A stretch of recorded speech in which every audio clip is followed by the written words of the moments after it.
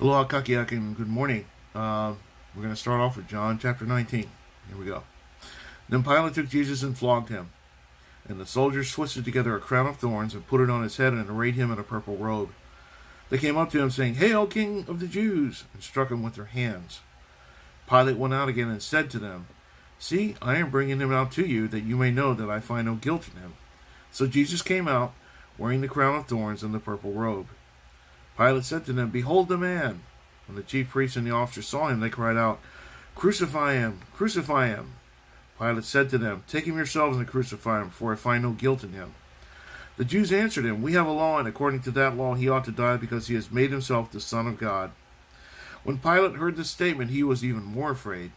He entered his headquarters again and said to Jesus, "Where are you from?" But Jesus gave him no answer. So Pilate said to him, "You will not speak to me? Do you not know that I have authority to release you and authority to crucify you?" Jesus answered him, "You would have no authority over me at all unless it has been given you from above. Therefore, he who delivered me over to you has the greater sin." From then on, Pilate sought to release him, but the Jews cried out, "If you release this man, you are not Caesar's friend. Everyone who makes himself a king opposes Caesar."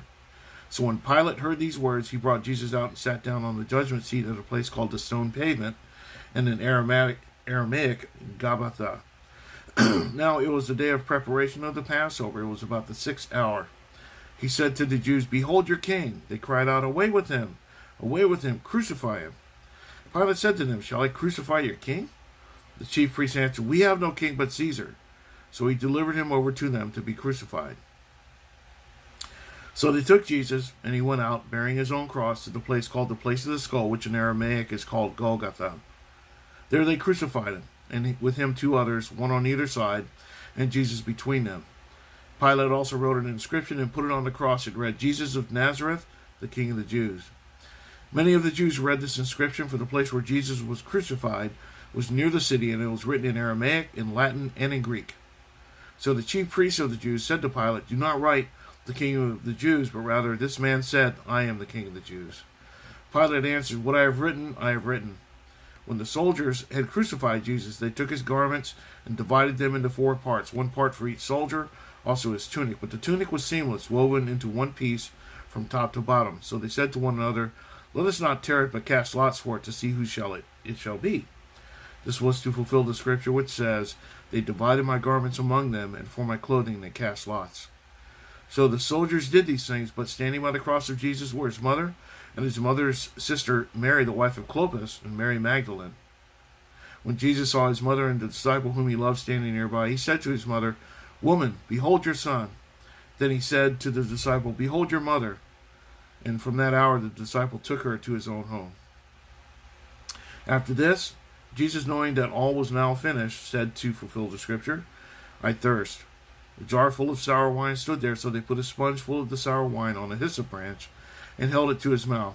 When Jesus had received the sour wine, he said, "It is finished," and he bowed his head and gave up his spirit.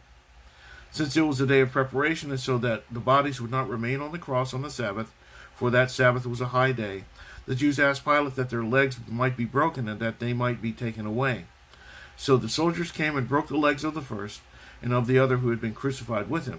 But when they came to Jesus and saw that he was already dead, they did not break his legs. But one of the soldiers pierced his side with a spear, and at once there came out blood and water. He who saw it has borne witness. His testimony is true, and he knows that he is telling the truth, that you also may believe. For these things took place that the scripture might be fulfilled. Not one of his bones will be broken. And again, another scripture says, "They will look on him whom they have pierced." After these things, Joseph of Arimathea, who was a disciple of Jesus, but secretly for fear of the Jews, asked Pilate that he might take away the body of Jesus, and Pilate gave him permission. So he came and took away his body. Nicodemus also, who earlier had come to Jesus by night, came bringing a mixture of myrrh and aloes, about 75 pounds in weight. Man, that's a lot. So they took the body of Jesus and bound it in linen cloths with the spices, as is the burial custom of the Jews. Now in the place where he was crucified there was a garden, and in the garden a new tomb in which no one had yet been laid. So because of the Jewish day of preparation, since the tomb was close at hand, they laid Jesus there.